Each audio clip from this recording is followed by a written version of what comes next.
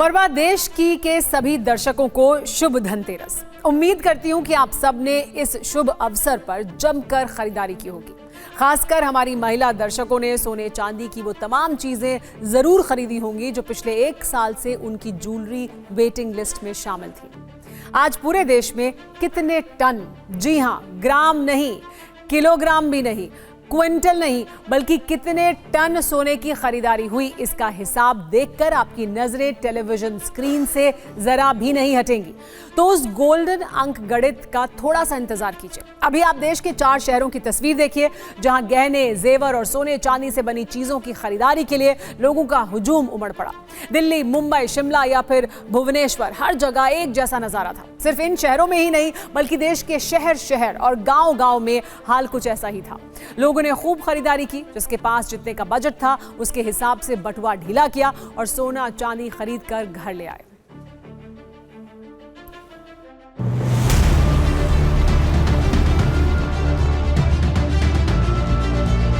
राम दरबार विशेष रूप से बहुत लोगों की पहली पसंद राम दरबार है और लोग बहुत उसको खरीद रहे हैं। लक्ष्मी गणेश की मूर्तियाँ और भगवान की मूर्तियाँ सब बिक रही हैं। सोने के सामान में भी लोग बहुत आकर्षित हो रहे हैं। रेट्स तो बहुत ज़्यादा होते जा रहे हैं। गोल्ड खरीदने के लिए बहुत सोचना पड़ता है आजकल। तो आज हमने ये नेक पीस लिया है और इयररिंग्स है इसके साथ में। रेट तो दिन पे दिन बढ़ता जा रहा है। हमने यहाँ 2007 से खरीदा था, तब कुछ रेट था। आज तो ये है कि पकड़ भी नहीं आ रही है सोना जो है। अभी तो मतलब पहले से तो ये बढ़ रहा है, लेकिन अभी फिर बढ़ा था, अभी थोड़ा सा कम है। लेकिन यहाँ पे मतलब धनतेरस के लिए यहाँ पे भी अच्छा मतलब कलेक्शन जो है, ये लोग भी अच्छा डिस्काउंट वगैरह दे रहे हैं। आज जोरदार पर्व है और रिकॉर्ड ब्रेक बिजनेस है। लोग यहाँ कोई सिक्के लेके जा रहा है, कोई आइटम लेके जा रहा है और कोई बड़े बड़े सेट लेके जा रहा है। हर एक अपने बजट के हिसाब से लोग प्लान कर रहे हैं। ये बहुत खुशी की बात है कि धनतेरस के दिन आके लोग परचेजिंग कर रहे हैं। गोल्ड 82,000 पे है, सिल्वर 1,05,000 जा रहे हैं। इतने महंगे पे भी लोग खरीदारी कर रहे हैं।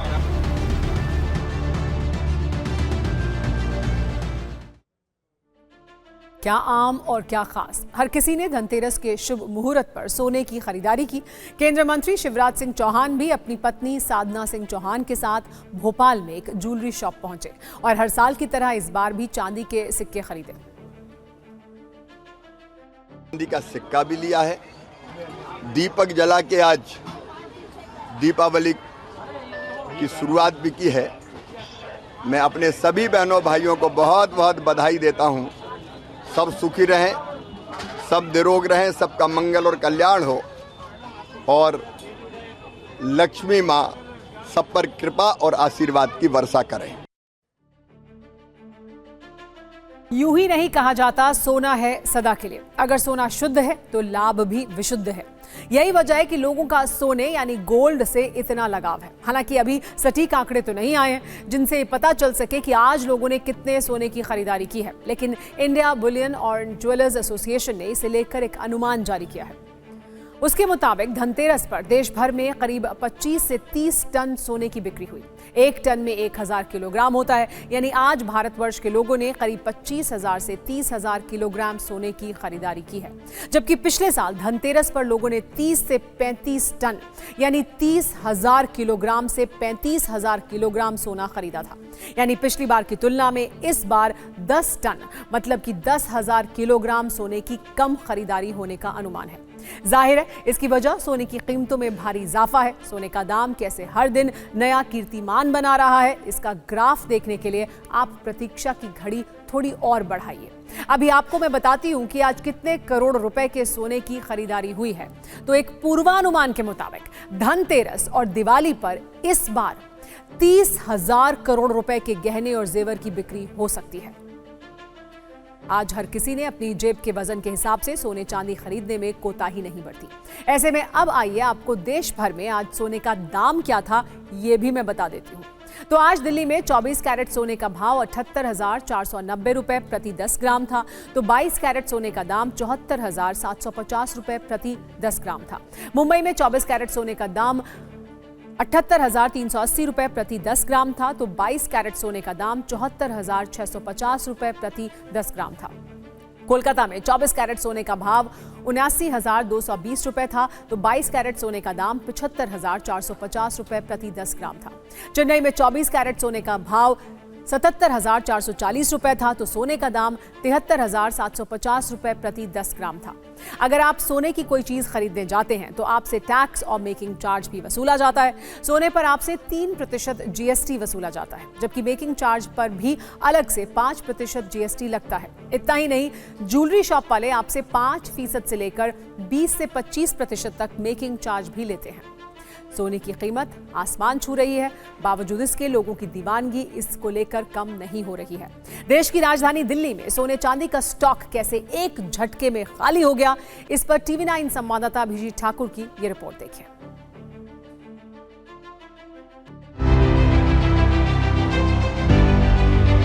धनतेरस के मौके पर लोगों में ज्वेलरी खरीदने को लेकर भी काफी क्रेज रहता है और लोग सबसे ज्यादा आपको सोने चांदी की दुकानों पर देखे जाते हैं। देख सकते हैं कि दिवाली और धनतेरस को लेकर विशेष यहाँ पर तैयारी आपको देखने को मिलेंगी। चांदी के तमाम चीजें जो है यहाँ पर मूर्तियां आपको दिखाई देंगी, बर्तन दिखाई देंगे, उसके अलावा मंदिर और तमाम चीजें हैं जो कि यहाँ पर ग्राहकों के लिए मौजूद है।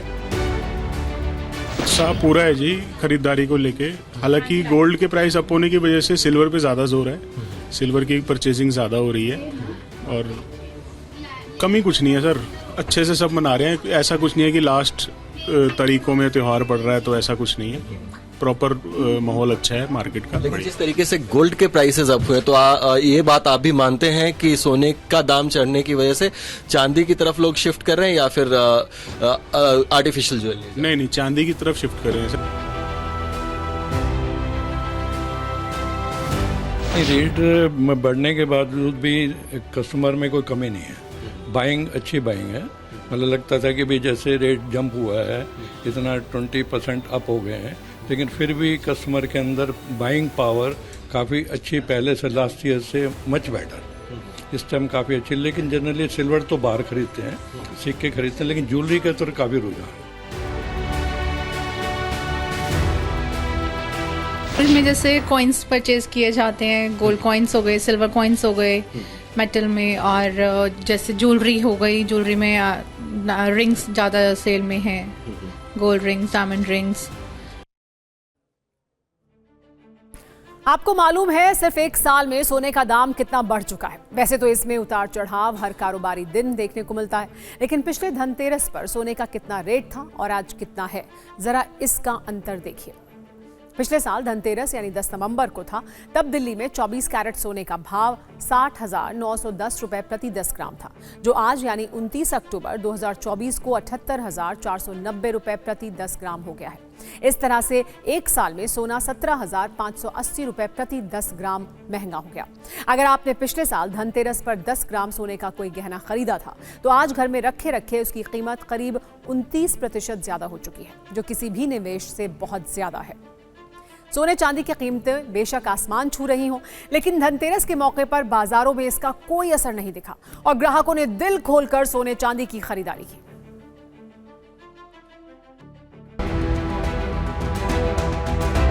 लोग इस दिन की प्रतीक्षा करते हैं। हमारे यहाँ आगे से लोगों की काफ़ी बुकिंग थी। ये टाइम पे गोल्ड और सिल्वर के रेट काफ़ी बढ़ गए थे, फिर भी हम लोग ने सोचा कि कैसा माहौल रहेगा, पर ये टाइम पे पुष्य नक्षत्र भी अच्छा रहा और ये धनतेरस पे भी लोगों ने बहुत अच्छी तरह से खरीदी। लास्ट साल की कंपैरिजन में अगर गिनती करें तो वहाँ पे करीबन 60,000 रुपये का भाव था, तो आज 81,000 रुपये भाव है गोल्ड में, और चांदी 65,000 था और अभी 1 लाख रुपीज़ को टच कर गया है। तो लंबा अंतर हुआ है। ये टाइम पे जिसने इन्वेस्टमेंट किया वो लोग को बहुत अच्छा वरतर मिला इसमें। बाजार को देख के तो इस बार लग रहा है कि गोल्ड का पैशन कभी भी लोगों से कम नहीं होता, क्योंकि गोल्ड ने कभी कस्टमर को डिसअपॉइंट नहीं करा है, हमेशा अप्रिशिएट हुआ है। उस वजह से गोल्ड में विश्वास लोगों का बरकरार है और आगे भी बरकरार रहेगा। और इस बार भी कोई कुछ अलग चीज़ नहीं है। रेट इस बार हालांकि काफ़ी ऊपर है, लेकिन फिर भी लोगों का जो पैशन है गोल्ड के लिए आज भी हाई है।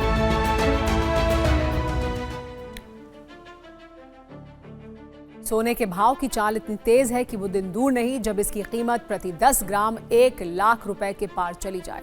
अब मैं आपको वो आंकड़ा दिखाने जा रही हूं जिसे आप एक टक देखते रह जाएंगे। 24 कैरेट जिसे सबसे शुद्ध सोना माना जाता है, उसका भाव कैसे बढ़ा है जरा देखिए।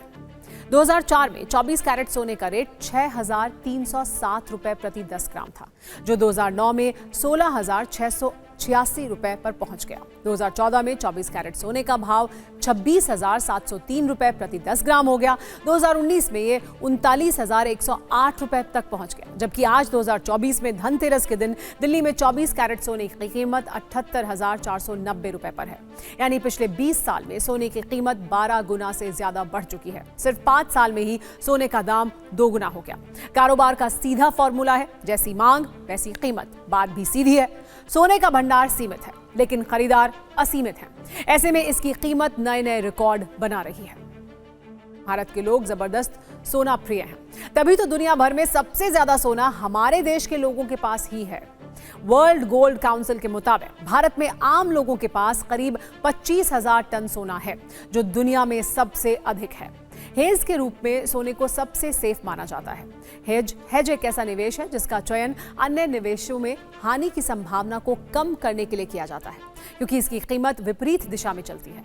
यही वजह है कि दुनिया भर के देशों ने अपने यहाँ सोने का अंबार लगा रखा है। एक अनुमान के मुताबिक बतौर सरकार अमेरिका के पास सबसे ज्यादा 8,133 टन सोना है। दूसरे नंबर पर जर्मनी के पास 3,351 टन सोना है।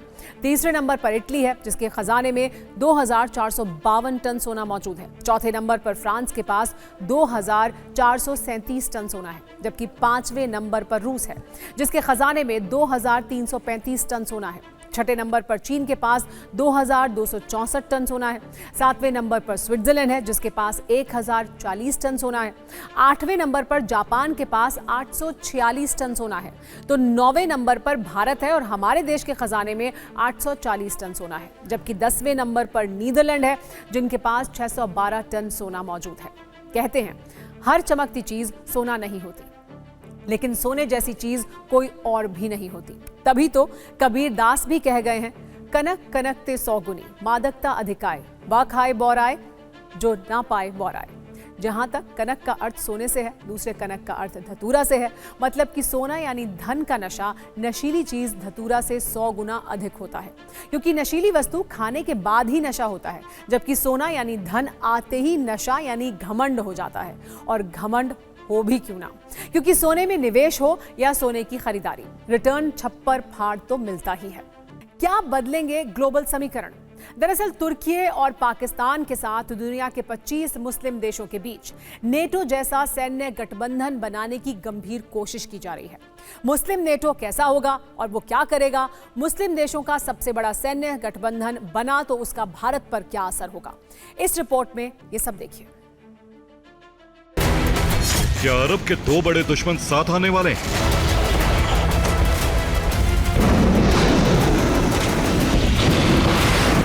ईरान और सऊदी अरब हाथ मिलाने वाले हैं। 25 मुस्लिम देशों का सैन्य गठबंधन, इस्लामिक नाटो का गठन। क्या बदलने वाले हैं ग्लोबल समीकरण? मिडिल ईस्ट जंग का अखाड़ा बना हुआ है। अरब देशों में आग लगी है। अरब के ज्यादातर देश एक दूसरे से दुश्मनी रखते हैं, लेकिन अब यह दुश्मनी खत्म हो सकती है।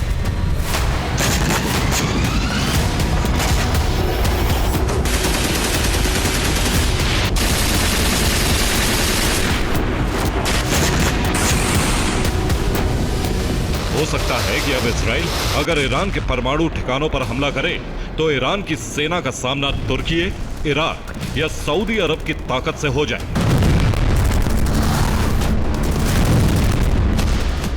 या यह भी हो सकता है कि अगर अमेरिका फिर इराक की तरह किसी मुस्लिम देश पर एटमी हथियार रखने का आरोप लगाकर मिलिट्री एक्शन ले, तो दुनिया के 25 मुस्लिम बहुल आबादी वाले देशों की सेना सुपर पावर के सामने एक मुट्ठी की तरह इकट्ठी हो जाए।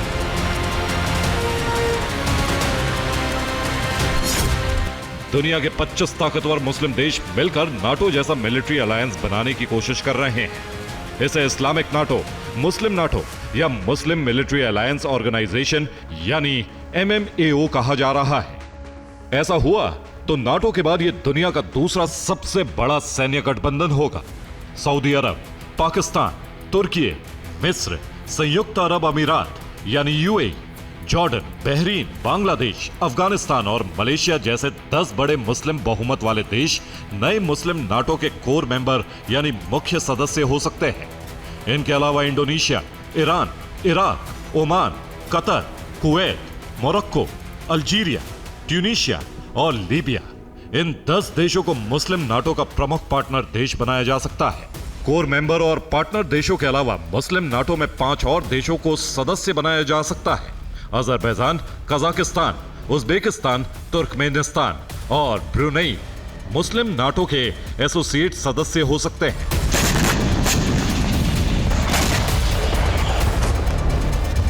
दस कोर मेंबर, 10 पार्टनर देश और 5 एसोसिएट सदस्य यानी कुल 25 देशों की सेनाओं के बीच दुनिया का दूसरा सबसे बड़ा सैन्य गठबंधन हो सकता है।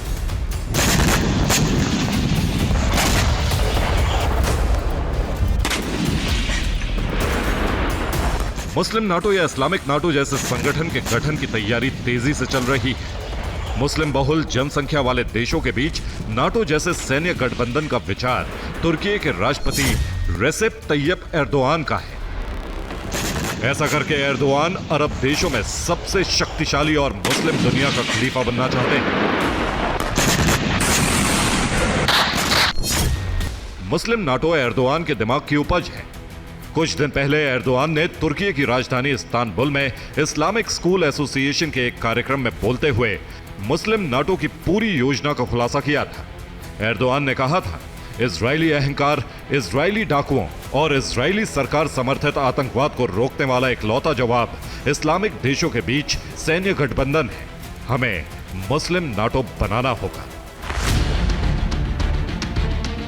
मुस्लिम नाटो बनाने के लिए एर्दोआन हर उस मुस्लिम देश से संपर्क कर रहे हैं जिसे लगता है कि इजराइल उनके लिए खतरा बन सकता है।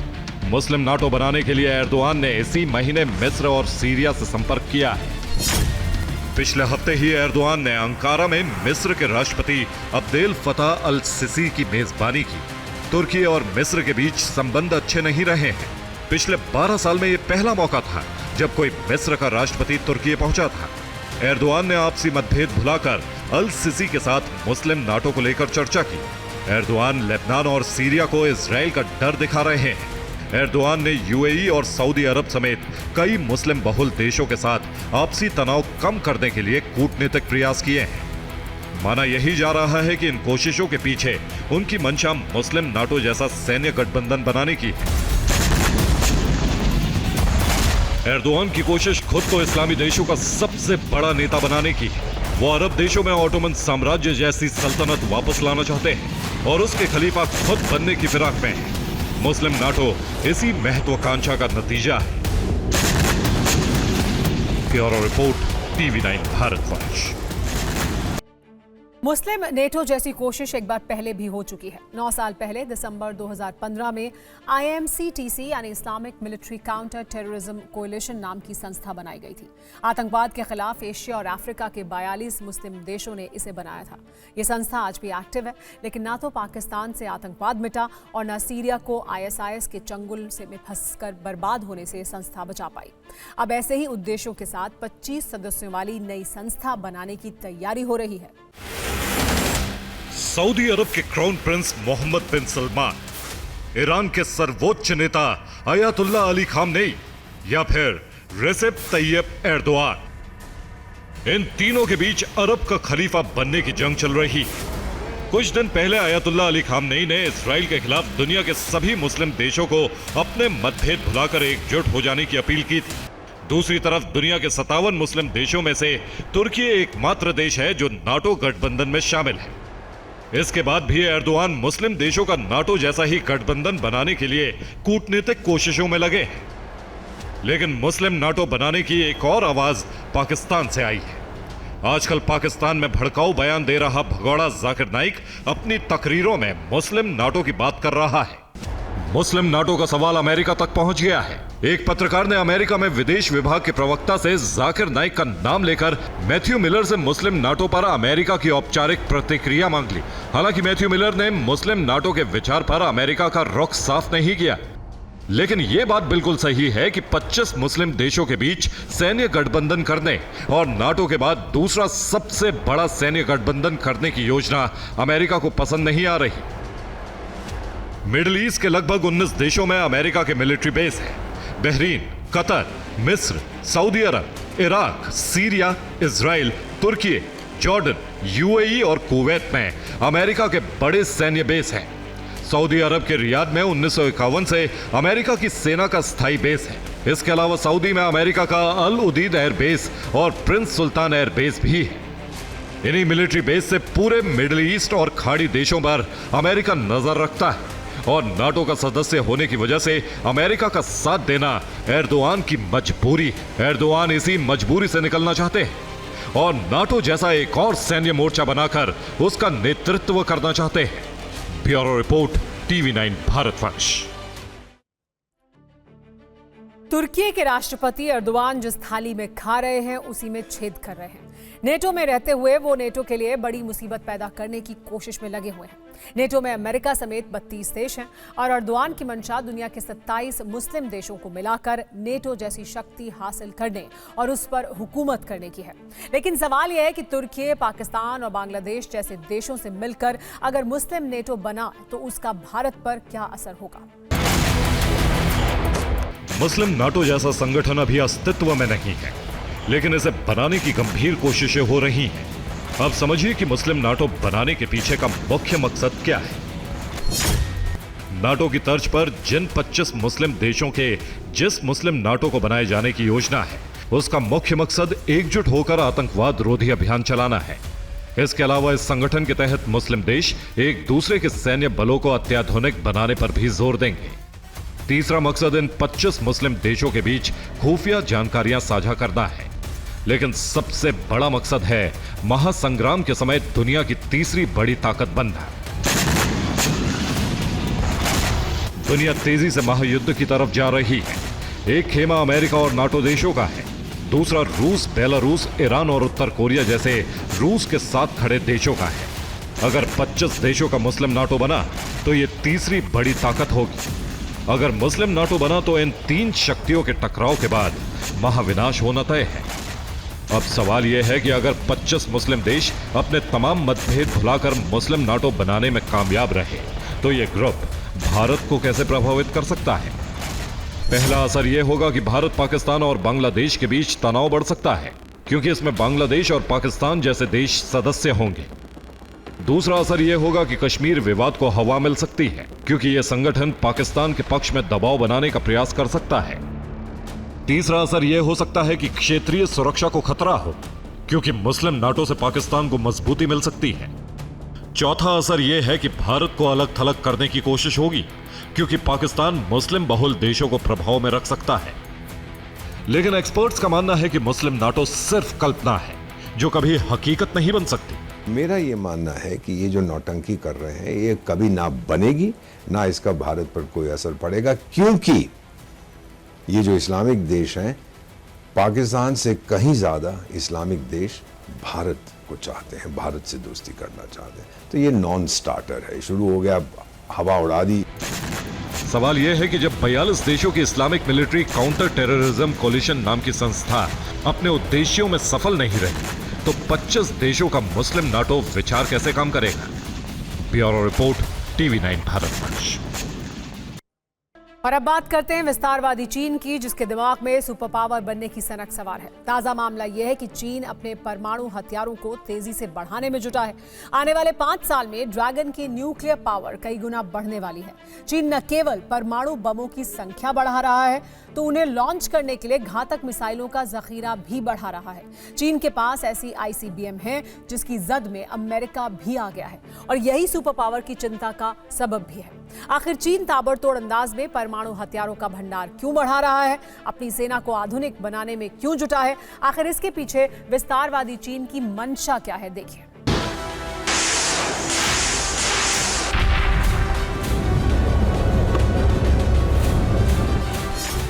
चीन कर रहा विध्वंसक तैयारी।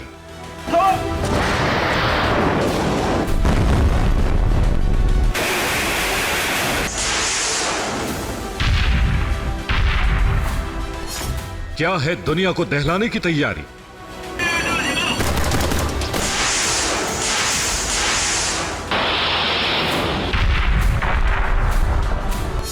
सुपर पावर को जिनपिंग की सीधी चुनौती।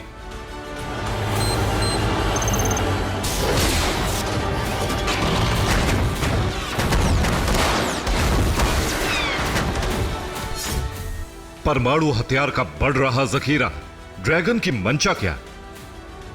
अमेरिका से अपनी अदावत मनाने वाला विस्तारवादी चीन विनाशक तैयारी कर रहा है।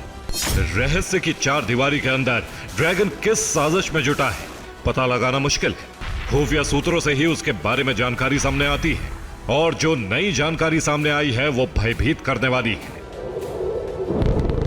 अमेरिकी रक्षा मंत्रालय से जुड़ी डिफेंस इंटेलिजेंस एजेंसी यानी DIA की रिपोर्ट के मुताबिक एक दशक पहले चीन के परमाणु कार्यक्रम के मॉडर्नाइजेशन की जो रफ्तार थी वो आज काफी बढ़ चुकी है।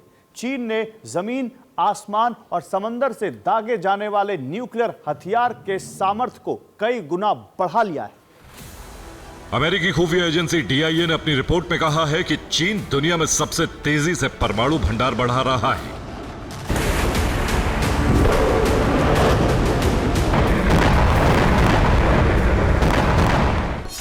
रिपोर्ट के मुताबिक 2023 में जहां चीन के पास 410 न्यूक्लियर वॉरहेड का अनुमान था, वो मौजूदा समय में 500 से ज्यादा हो चुके हैं।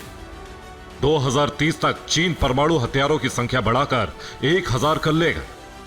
अमेरिकी रक्षा मंत्रालय का अनुमान है कि 2030 तक चीन के ये सभी 1000 न्यूक्लियर वॉरहेड ऑपरेशनल स्थिति में होंगे। राष्ट्रपति जिनपिंग ने PLA को 2035 तक मॉडर्न बनाने का लक्ष्य रखा है और 2049 तक पीपल्स लिबरेशन आर्मी को वर्ल्ड क्लास सेना बनाने का सपना पूरा करने का है।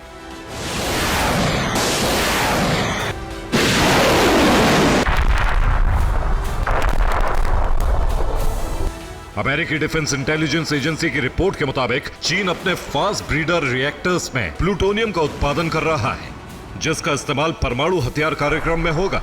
हालांकि चीन हमेशा की तरह झूठा प्रचार करता है कि इसका उद्देश्य शांतिपूर्ण कार्यों के लिए है।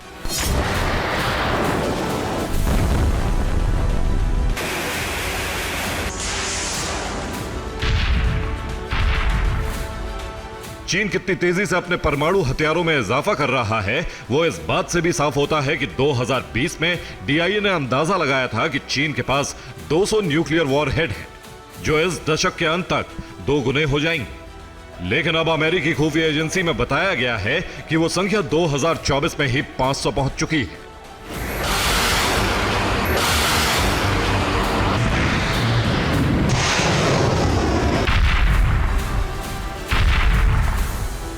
अपने विरोधी और प्रतिद्वंदियों के परमाणु सामर्थ्य पर अमेरिकी खुफिया एजेंसी DIA की रिपोर्ट में बताया गया है कि चीन तेजी से अपने परमाणु सामर्थ्य और क्षमता का विस्तार कर रहा है। इसमें परमाणु मिसाइल साइलो का सबसे बड़ा निर्माण भी शामिल है।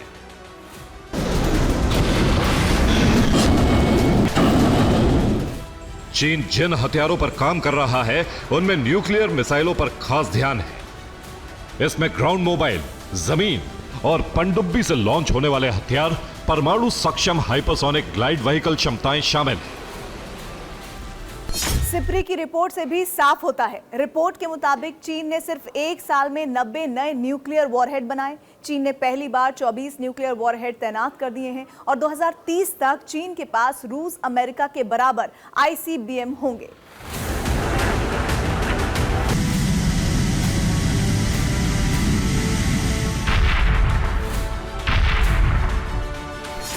अमेरिका के लिए खतरा पेश कर रहे ड्रैगन के बारे में रिपोर्ट है कि उसने 2022 में 3 सॉलिड प्रोपेलेंट साइलो फील्ड बना लिए थे, जिनमें 300 ICBM साइलो शामिल हैं।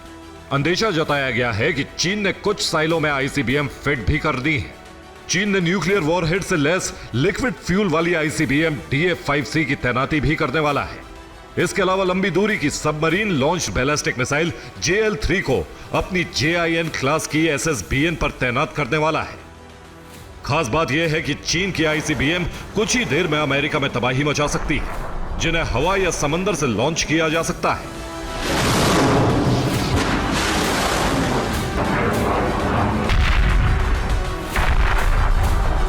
सवाल है कि चीन इतनी तेजी से महाविनाशक परमाणु हथियारों का जखीरा बढ़ाने में क्यों लगा है? इसके कई कारण हैं। चीन का सपना अमेरिका को पछाड़कर सुपर पावर बनने का है।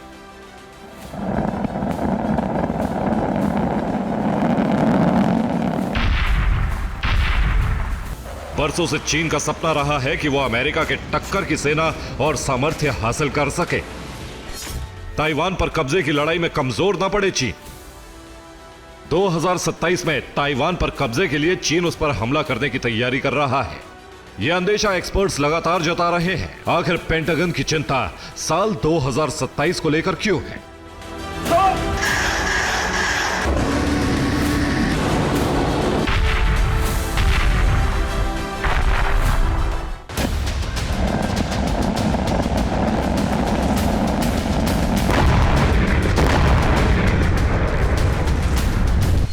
दरअसल पेंटागन की चिंता 2027 को लेकर इसलिए बढ़ गई है क्योंकि चीन की पीपल्स लिबरेशन आर्मी के 100 साल इसी साल पूरे हो रहे हैं। शी जिनपिंग ने अपने कमांडरों को आदेश दे दिया है कि वो 2027 तक चीन की सेना को इतना ताकतवर देखना चाहते हैं कि जब ताइवान पर हमला करें तो अमेरिका की भी उसका रास्ता रोकने की हिम्मत ना हो।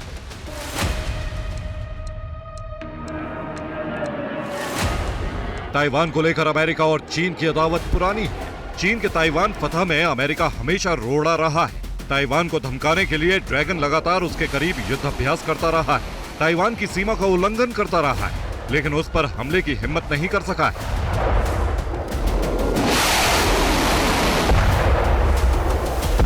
अपनी परमाणु शक्ति में इजाफा करने के पीछे चीन की विस्तारवादी साजिश भी वजह है।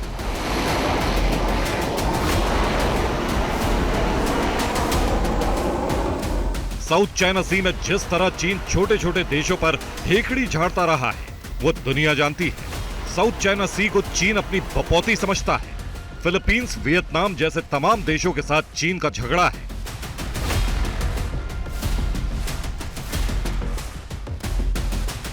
साउथ चाइना सी में चीन की बौखलाहट की वजह है अमेरिका की मौजूदगी।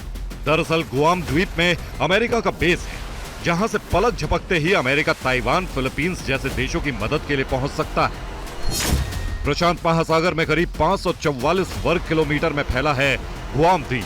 चीन की राजधानी बीजिंग से इसकी दूरी करीब 4023 किलोमीटर। DF-26 की रेंज 5500 किलोमीटर तक है। अमेरिका ने गुआम पर बेहद खतरनाक और विनाशक हथियारों की तैनाती कर रखी है। गुआम पर मीडियम और लॉन्ग रेंज मिसाइल्स की तैनाती है। Ground based long range anti ship missile की तैनाती भी है। नेवी के सुपर हॉर्नेट्स और B-1 बॉम्बर में मिसाइल फिट है। गुआम में परमाणु हमला करने वाली सबमरीन्स की तैनाती है। अमेरिका को किसी भी कीमत पर पीछे करने में लगे चीन ने न्यूक्लियर हथियारों को बढ़ाने के लिए बेइंतहा पैसा खर्च कर रहा है। हालांकि चीन अब भी अमेरिका के मुकाबले टेक्नोलॉजी और परमाणु हथियार में काफी पीछे है, लेकिन जिस तरह ड्रैगन इस रेस में भाग रहा है वो सुपर पावर के लिए ही नहीं बल्कि पूरी दुनिया के लिए खतरे की घंटी है।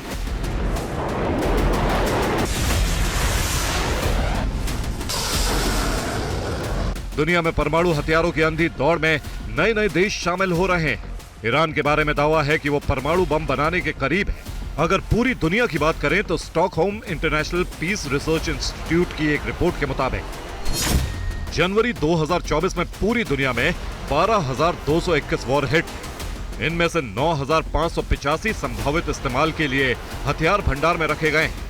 रिपोर्ट के मुताबिक रूस और अमेरिका के पास दुनिया के कुल परमाणु हथियारों का 90% स्टॉक है। दोनों के परमाणु हथियारों की संख्या 5-5 हजार के ऊपर है। रूस और अमेरिका के बाद चीन का नंबर आता है। हालांकि रूस और अमेरिका की तुलना में चीन के हथियारों का भंडार काफी छोटा है। जिस तेजी से चीन से नए वायरस फैलने की खबरें आती रहती हैं, उतनी ही तेजी से चीन परमाणु भंडार बढ़ा रहा है। अब ये देखिए कि पिछले एक साल में न्यूक्लियर हथियारों की रैंकिंग में कौन कौन से देश कितनी शक्ति के साथ खड़े हैं। इनमें सबसे आगे रूस है। रूस के पास दुनिया में सबसे ज्यादा 5,580 परमाणु बम है, जबकि रूस ने 1710 परमाणु बमों की तैनाती की हुई। इस संख्या के हिसाब से दूसरे नंबर पर अमेरिका है। सिप्री के मुताबिक अमेरिका के पास 5044 न्यूक्लियर वॉरहेड, जबकि उसने 1770 न्यूक्लियर वॉरहेड तैनात किए हुए। तीसरे नंबर पर चीन है। चीन के पास कुल 500 परमाणु बम है, जबकि पहली बार उसने 24 परमाणु बमों की तैनाती की। चौथे नंबर पर फ्रांस है। फ्रांस के पास 290 परमाणु बम है, जबकि उसने 280 परमाणु बमों की तैनाती की है। पांचवें नंबर पर ब्रिटेन है। ब्रिटेन के पास 225 परमाणु बम है, उसने 120 परमाणु बम तैनात किए हैं। न्यूक्लियर हथियारों की रेस में भारत छठे नंबर पर है। भारत के पास 172 परमाणु बम है, जिनमें एक की भी तैनाती नहीं हुई है। हालांकि यह आंकड़ा पिछली बार के मुकाबले ज्यादा है। भारत ने 8 परमाणु बम बढ़ाए हैं। सातवें नंबर पर पाकिस्तान है। पाकिस्तान के पास 170 परमाणु बम है। आठवें नंबर पर इजराइल है। इजराइल के पास 90 परमाणु बम है, जबकि 9वें नंबर पर नॉर्थ कोरिया है, जिसके पास 50 परमाणु बम है।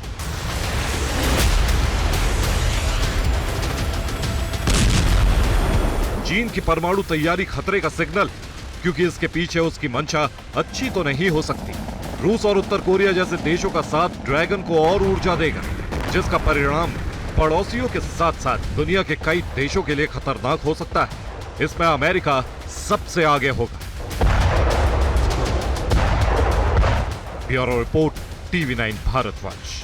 रूस के पड़ोसी जॉर्जिया का चुनाव परिणाम रूस और पश्चिमी देशों की जंग का एक और मैदान बन गया है। देश की राष्ट्रपति खुद सड़क पर उतर गई हैं, जिसके बाद जॉर्जिया की सड़कों पर विद्रोह का सैलाब नजर आ रहा है। किसी देश के चुनावी नतीजों के खिलाफ वहां की राष्ट्रपति ही धरने पर बैठ जाएं, ऐसी तस्वीरें शायद ही पहले कभी आई होंगी। लेकिन रूस के पड़ोसी देश जॉर्जिया में पिछले 4 दिनों से राष्ट्रपति सलोमी जुराबिशविली चुनावी नतीजों के खिलाफ धरने पर बैठी हैं। उनका आरोप है कि रूस के दखल और हेराफेरी से चुनावों में रूस समर्थित दल की जीत हुई है, जबकि देश की 80% जनता रूस के खिलाफ है। जॉर्जिया में चुनावी नतीजों पर इस घमासान की एक बड़ी वजह यह भी है कि इस बार विपक्ष सरकार के खिलाफ एकजुट होकर मैदान में उतरा था, लेकिन चुनावी नतीजों में वो सत्ता से बहुत दूर नजर आए। 150 सदस्यों वाली जॉर्जिया की संसद में सत्तारूढ़ जॉर्जियन ड्रीम्स पार्टी को 54% वोट के साथ 89 सीटें मिली हैं, जबकि टीना बोकुचावा की पार्टी को 10% वोट के साथ 16 सीटों और विपक्षी गठबंधन CIC को 11% वोट के साथ 19 सीटें मिली हैं। इन नतीजों को देश के राष्ट्रपति रूसी षड्यंत्र बताकर सड़कों पर उतर आई हैं और उनके साथ विपक्षी दलों के समर्थक भी सड़क पर बैठ गए हैं। जॉर्जिया में मचे इस घमासान के केंद्र में है बिजेना इवानिश्विली। बिजेना जॉर्जिया के अरबपति कारोबारी हैं और रूस के पुतिन समर्थित कारोबारियों से उनके रिश्ते हैं। विपक्ष का कहना है कि बिजेना के जरिए ही रूस ने जॉर्जिया के चुनावों में हेराफेरी कराई है। हालांकि रूस इन आरोपों से इनकार कर रहा है और यूरोपियन यूनियन चुनाव में धांधली की जांच की मांग कर रहा है। देश में हो रहे इस धरना प्रदर्शन और दुनिया भर में उठ रहे सवालों के बाद जॉर्जिया के इलेक्शन कमीशन के रुख में थोड़ी नरमी आई है। चुनाव आयोग ने ऐलान किया है कि अब जॉर्जिया के 5 सेंटर के वोटों की गिनती फिर से की जाएगी, ताकि चुनावों पर उंगली उठाने वालों को जवाब दिया जा सके।